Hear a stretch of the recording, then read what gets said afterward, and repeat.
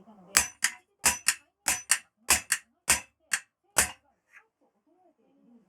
ただこの今ですね、15キロで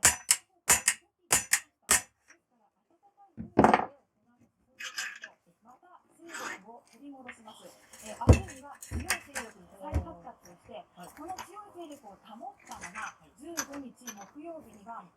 九州から四国のどこかに上陸する恐れが出てきているんです。で今回ですね、時速15キロもそのまま来るという感じで、これ自転車を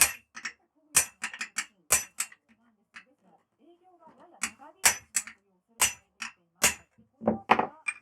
16日金曜日に日本海に向けて、17日には北海道の西の海で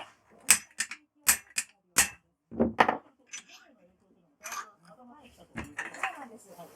先週までお伝えした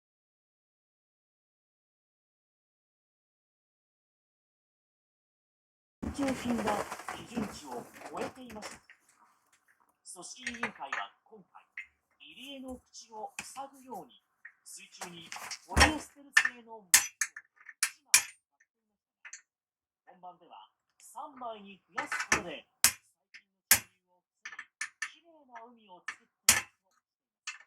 ます。さらに本当に自分を含めて、そして韓国の人たちに多大な悪影響を及ぼしますので、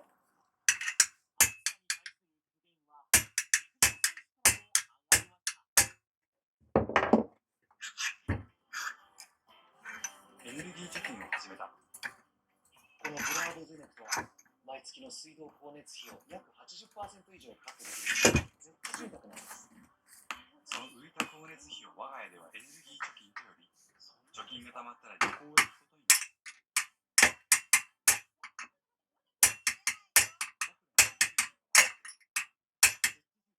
ブラードゼネット相手設計ご相談にいらして